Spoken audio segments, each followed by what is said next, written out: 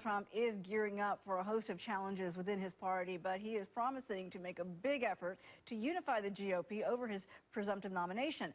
But Mr. Trump may have his work cut out for him. Right now, there's a growing number of high-profile current and former Republican leaders who have already announced that they are withholding their support or may just sit out this election. All of this political drama is creating widespread concern for Republicans who want to beat Hillary Clinton in the fall.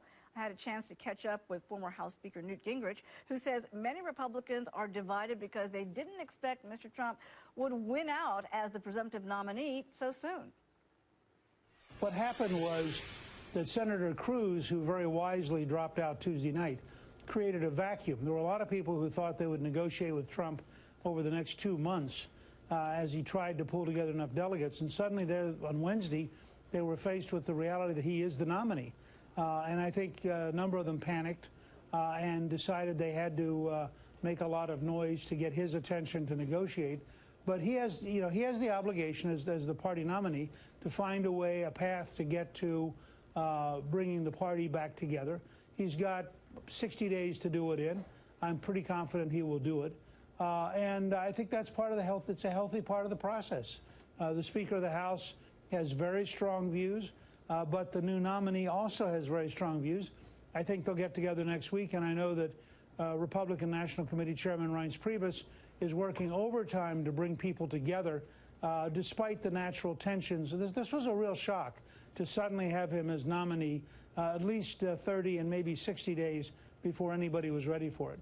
Well, why couldn't the Speaker just wait and say, I haven't met with him yet, I'm hoping to meet with him, and we'll have some announcements at a later date, rather than right away saying that he could not support him at this moment? Well, look, I assume that Speaker Ryan was trying to send a signal.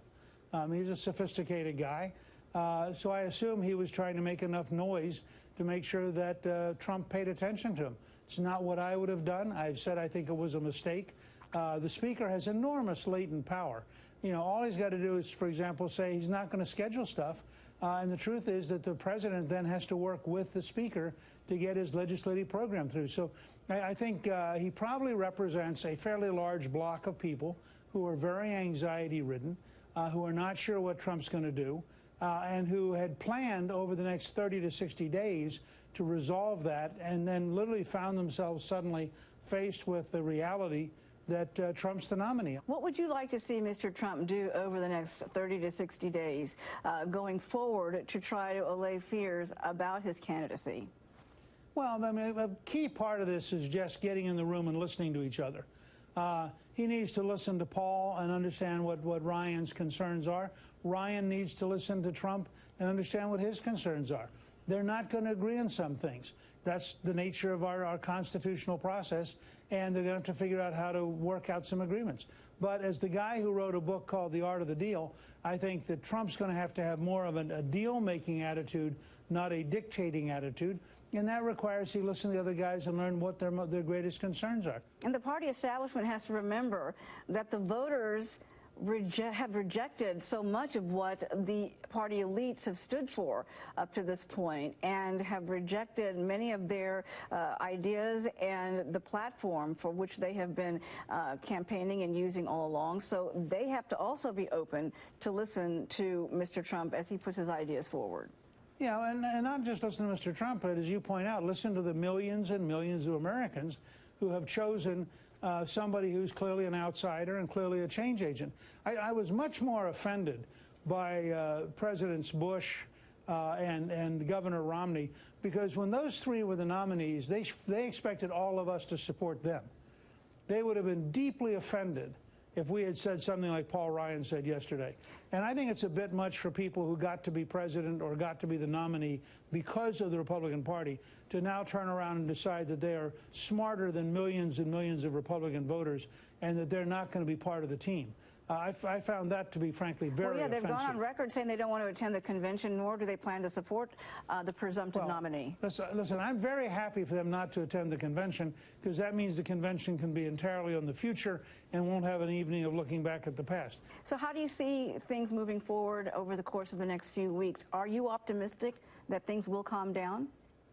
Well, look, we're dealing with the most amazing political phenomenon of our lifetime. Nobody has ever done what Trump has done. He came as an outsider. He'd never held public office. He has increased the vote in the primaries dramatically. Republican primary participation is up 60%. Democrats down 35%. So I think it's very impressive, and I think that we have to recognize that you have a unique phenomenon in Donald Trump, and we'll see what he does next. He now has to think about the much bigger playing field of a general election. He's got to decide how he's going to beat Hillary Clinton, and I think that then we'll see how the whole process shapes up leading to the convention in Cleveland. And as part of that process, he's going to have to spend a number of hours meeting with key Republicans, listening to them, and trying to work out agreements that make them comfortable that he can be the president. Well, what are you hearing from the Never Trump folks out there? Are you hearing much about whether or not they plan to continue with their efforts to try to work against him?